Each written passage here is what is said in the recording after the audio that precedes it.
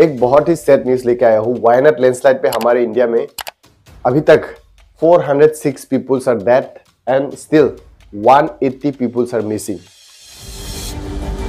Rescue अभियान चल रहा है। वायनाड लैंडस्लाइड पर of landslides hit Kerala's Wayanad district. From Wayanad, where the rescue and relief operations continue, it's the 8th.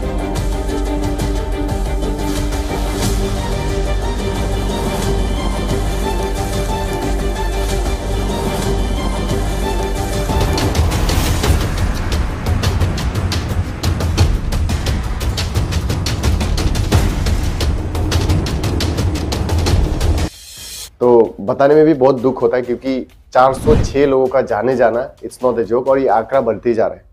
तो ये कब से हुआ था घटना, कहाँ पे हुआ था, कौन सा डिस्ट्रिक्ट में, कौन सा जगह में हुआ था और ये होने के पीछे का वजह क्या है, ये लैंडस्लाइड क्यों हुआ, किस कारण से हुआ, क्या बारिश के कारण हुआ या कुछ इसके पीछे कुछ साइंटिफिक रीजन है। और हमारे देश में भयानक सबसे डेंजरस लैंडस्लाइड कब कब हुआ था और कितने लोगों का जाने गया था उसका हिस्ट्री भी आप लोगों को इस वीडियो में बताने वाला हूँ। तो सबसे पहले जानते कि ये हादसा कब हुआ था और कौन से जगह पे हुआ था। ये देखिए, ये हादसा हुआ था ऑन जुलाई 30 यानी कुछ दिन पहले की बात है, जुलाई 30 2024 की बात है। ये घटना हुआ था वायनाड डिस्ट्रिक्ट इन केरला। तो ये घटना किन किन गांव में हुआ था? ये घटना हुआ था मुंडकाई, चरुलमला, मेप्पाडी जो विलेजेस है वायनाड डिस्ट्रिक्ट में, वहां पे घटना हुआ था जहाँ पे मतलब मास डिस्ट्रक्शन हुआ था। मतलब वहाँ पे मास से लेके जो पानी से water mass falls down from the hills area, all the borders and the surrounding hills gets down, resulting widespread destruction। मतलब सारे पहाड़ से लेके पूरे पहाड़ गिर के वहां पे पूरा घर से लेके आप यहाँ पे देख सकते हैं, घर से लेके सड़के से लेके रास्ते से लेके घर आदमी लोग का जाने से लेके मतलब मास डिस्ट्रक्शन हुआ। पूरी खेती बाड़ी से लेके रेलवे का जो ट्रैक से लेके सब चीज मतलब ऑलमोस्ट बर्बाद हो चुका है उस जगह में। और वहां पे मैंने जैसे बोला ही था कि 406 peoples have lost their life so far अभी तक, और ये आंकड़ा बढ़ते जा रहा है और स्टिल 180 पीपल्स आर मिसिंग। पता नहीं ये लोग अभी जिंदा है या मर चुके हैं, और होप तो कम है क्योंकि जिंदा होते तो कहीं ना कहीं से निकल के आ जाते, लेकिन अभी तक कुछ आता पता नहीं चला है। तो मतलब आदमी लोग का घर नहीं है, अभी रहने का घर नहीं है, अब सोने का घर नहीं है, ऐसा सिचुएशन है वहाँ पे। सारे लोग रो धो रहे हैं। मतलब 406 लोगों का मौत होना इट्स नॉट ए जोक। आप लोग को शायद पता होगा, आप लोग फील कर पा रहे होंगे।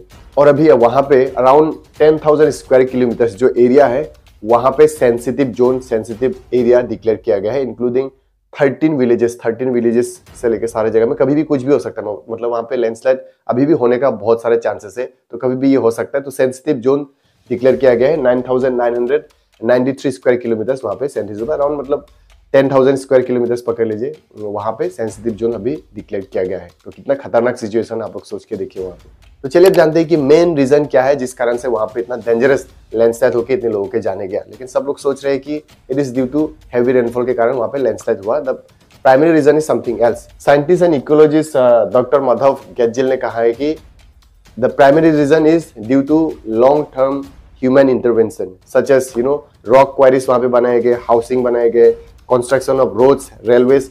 ये मेन रीजन है जिस कारण से the entire rock structure of the hilly areas, the mountains have been loose, सब लूज होके जिसमें मतलब वो सब कुछ स्ट्रक्चर जो है डैमेज हो गया था, डिस्टर्बेंस हो गया था, जिस कारण से ये लैंडस्लाइड हुआ। ये scientist and ecologist Madhav Gadgil ने ये इंटरव्यू में कहा था। तो देखिए, आदमी लोगों के वजह से, खुद की गलती की वजह से हम लोगों को आदमी लोगों का जाने गंवाना पड़ रहा है, इतना डिस्ट्रक्शन हो रहा है। आप लोग देखिए, क्योंकि देखिए जब इकोलॉजिकल सिस्टम का, जब इकोलॉजी का डिस्टर्ब करते हैं तो वो कॉन्सिक्वेंस पे क्या होता है आप लोग देख सकते हैं, आप लोग सोच सकते हैं तो क्या हो सकता है। तो ये नेचर को हम लोग जो डिस्ट्रक्शन करते हैं ना, तो देखिए एक्चुअली जब डेवलपमेंट होता है तो नेचर का जो डिस्ट्रक्शन होता है, नेचर डिस्ट्रक्शन होता है तो फिर वो ऐसे रिजल्ट ये होता है, ऐसे आदमी लोगों का जाने जाता है, ऐसा लैंडस्लाइड से लेके बहुत सारे चीजें होता है, नेचुरल कैलामिटीज बहुत सारे हो जाते हैं।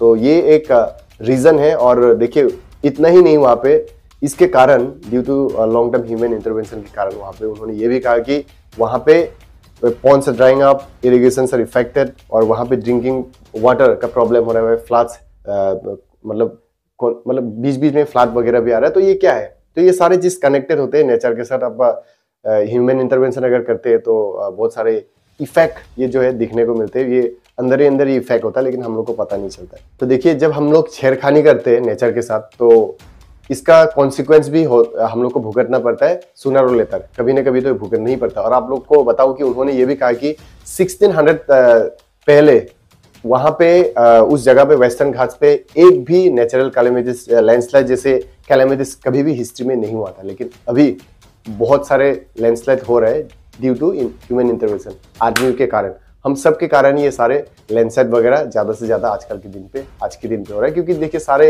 रॉक स्ट्रक्चर से लेके जो पहाड़ के जो स्ट्रक्चर से लेके सब कुछ काट दिया जाता है। जब रेलवे कंस्ट्रक्शन होता है, जब रोड का कंस्ट्रक्शन होता है, तो बिल्डिंग कंस्ट्रक्शन हो रहा है, वहाँ पे डेवलपमेंट हो रहा है, ये सब के कारण भी ये सारी चीज जो है हो रहा है। ये साइंटिस्ट एंड इकोलॉजिस्ट माधव गैडजिल ने खुद कहा है। तो देखिए, साइंटिस्ट गैडजिल ने तो ये भी कहा है कि इंटायर जो वेस्टर्न घाट्स के जो एरियाज है वहाँ पे सेंसिटिव जोन डिक्लेयर कर देना चाहिए, ऐसा उन्होंने कहा। तो ये वेस्टर्न घाट्स में कितने सारे स्टेट्स आते हैं आप लोग को बताओ। देखिए, वेस्टर्न घाट्स में टोटल 6 स्टेट्स आते हैं। क्या क्या है आप लोग को बताता हूँ। केरला, कर्नाटका, गोवा, महाराष्ट्र, गुजरात एंड तमिलनाडु। तो ये सारे जो स्टेट्स है ये वेस्टर्न घाट्स में आते हैं। और ये सारे जगह, इन सारे जगहों पे मतलब मैसिव वहाँ पे नेचर का डिस्ट्रैक्शन हो रहा है, मतलब ड्रास्टिक चेंजेस हो रहा है, डेवलपमेंट हो रहा है। तो जिस कारण से मतलब तो ये सारे जितने भी वेस्टर्न घाट्स के जितने भी स्टेट्स है वहाँ पे बहुत सारे बड़े बड़े पहाड़ है। तो पहाड़ के आसपास बहुत सारे लोग रहते हैं, वहाँ पे गाँव वगैरह, बहुत सारे गाँव वगैरह है।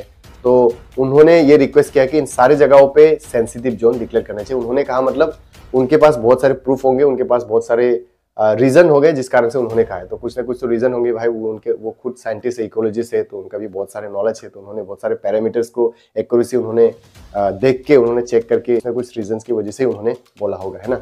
तो चलिए अब हिस्ट्री जानते हैं कि हमारे इंडिया में डेंजरस लैंडस्लाइड और सबसे ज्यादा लोग कब मरे थे, कौन से सालों पे मरे थे। देखिए, सबसे ज्यादा आदमी मरे थे हमारे इंडिया में अगर हिस्ट्री देखा जाए तो 4 अक्टूबर 1968 दार्जिलिंग इन वेस्ट बंगाल पे thousands peoples were dead in that landslide, you know, landslide के कारण ट्रिगर्ड बाय फ्लड। वहां पे लैंडस्लाइड जब होता है उसके बाद फ्लड वगैरह भी हो जाता है। तो फ्लड भी हुआ था, लैंडस्लाइड भी हुआ था। वहां पे thousands peoples lost their life। आप सोच के देखिए कितना खतरनाक ये हमारे इंडिया में ये लैंडस्लाइड हुआ था। जो हिस्ट्री में सबसे डेंजरस लैंडस्लाइड दार्जिलिंग में हुआ था इन 1968। एंड तो सेकेंड डेंजरस लैंडस्लाइड हमारे इंडिया में हुआ था, वो हुआ था गुवाहाटी के आसाम पे 18 सितंबर 1948 में हुआ था, जहां पे 500 पीपल्स लॉस्ट देयर लाइफ। 500 आदमी लोगों का जाने गया था।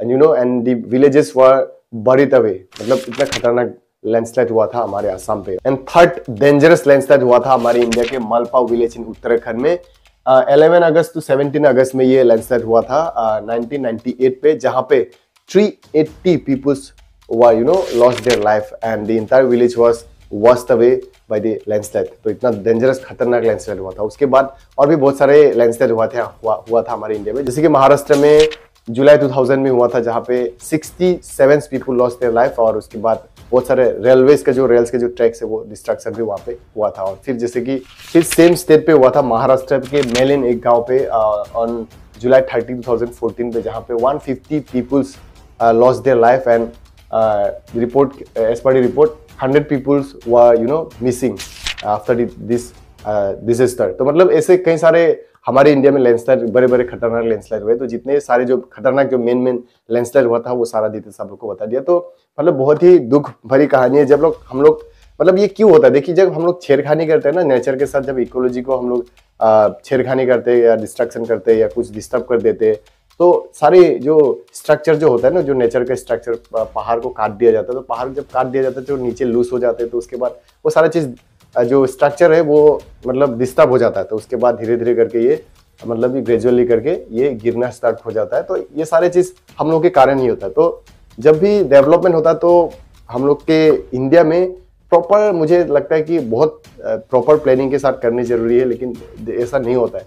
तो जब रास्ते भी बनाए जाते हैं, सड़कें भी बनाए जाते हैं, तो पूरा पेड़ वगैरह काट दिया जाता है। लेकिन जापान में देखिए और बहुत सारे स्टेट्स पे, बहुत सारे कंट्रीज पे, वहाँ पे क्या होता है, पेड़ को बिना काट के या वहाँ पे शिफ्ट किया जाता है, पेड़ को उसको उठा के फिर दूसरा जगह पे, दूसरा साइड ऑफ द रोड पे वहाँ पे फिर से लगाया जाता है। या पेड़ को बिना काट के वहाँ पे रास्ते, सड़कें वगैरह बनाया जाता है। फिर पेडीफील्ड हो तो पेडीफील्ड के ऊपर से without disturbing nature, you know, nature को, वहाँ के जमीन को बिना डिस्टर्ब करके चाइना में कुछ दिन पहले मैंने देखा था, वहाँ पे ब्रिज बनाया गया था, ओवर ब्रिज। तो इस तरीके से अगर हम लोग भी प्रॉपर प्लानिंग करेंगे विदाउट डिस्ट्रॉइंग दी दी नेचर, जो नेचर के जितने भी चीज़ें हैं उन सारी चीज़ को हम लोग बिना डिस्टर्ब करके अगर हम लोग भी डेवलपमेंट करेंगे तो मुझे कहीं ना कहीं लगता है कि ये सारे जो चीज़ हो रहा है ये सारे चीज़ नहीं होगा, ऐसे बड़े बड़े लैंडस्लाइड वगैरह नहीं होगा। क्योंकि देखिए इतने सारे बिल्डिंग्स बन रहे पहाड़ के सामने, आप पहाड़ी इलाके में जाइए, रास्ते के सामने इतने बड़े बड़े पहाड़ को काट के बिल्डिंग बनाया जा रहा है। तो कभी ना कभी ये मतलब जो नीचे जो स्ट्रक्चर जो होता है ना, पहाड़ का स्ट्रक्चर वगैरह, तो वो डिस्टर्ब हो रहा है। तो धीरे धीरे करके ये हो रहा ही है, ये हो ही जाता है। तो ये मैं नहीं चाहता कि ऐसा हो, लेकिन जो रियलिटी है ना वही मैं आप लोग को बता रहा हूँ। तो हम लोग को प्रॉपर प्लानिंग के साथ कुछ भी डेवलपमेंट हो करना चाहिए, मुझे ऐसा लगता है। एंड इस नेचुरल डिजास्टर जैसे लैंडस्लाइड को रोकने की बहुत सारे रीजंस है, बहुत सारे प्रिवेंटिव मेजर्स है, प्रिकॉशनरी मेजर्स बहुत सारे हैं। तो वो अगर बताने जाऊंगा तो बहुत लॉन्ग वीडियो हो जाएगा, तो मैं इस वीडियो को यहीं पे खत्म कर रहा हूँ। आप लोग गूगल करके देख लीजिए कि लैंडस्लाइड होने से कैसे बचे। अगर आप लोग भी पहाड़ी इलाका में रहते हो और वहाँ पे अगर लैंडस्लाइड होने से आप लोग बचना चाहते हो तो क्या क्या आप लोग को प्रिकॉशनरी मेजर्स आप लोग को लेना चाहिए in order to prevent the landslide. So it's all about the Wayanad landslide in Kerala. So I hope आप लोग को समझ में आ चुका होगा। समझ में नहीं आया तो मुझे कुछ पूछना हो तो मुझे you can drop comments on comment section, वहाँ पे कमेंट कर सकते हैं। तो अगर चैनल पे नए हो तो चैनल को सब्सक्राइब कर लीजिए, या फेसबुक पे देख रहे हो तो फेसबुक पेज को फॉलो कर लीजिए, क्योंकि मैं ऐसे इन्फॉर्मेटिव एजुकेशनल वीडियोस के साथ आता रहता हूँ। जो ट्रेंडिंग है उस टॉपिक को लेकर आता रहता हूँ। तो जाते जाते मैं यही कहना चाहूँगा, प्रार्थना करना चाहूँगा कि जितने भी सारे विक्टिम्स की फैमिली उन सबको मेरे तरफ से मैं कंडोल करना चाहता हूँ। सो मिलेंगे अगले ऐसे ही इंटरेस्टिंग टॉपिक के साथ। So till then take care, bye bye. अगर सब्सक्राइब करेंगे तो जल्दी से आपको नोटिफिकेशन मिलेगा, आप लोग को बहुत सारे नॉलेज, आप लोग को अपडेट्स मिलने वाला है। बाय बाय, जय हिंद।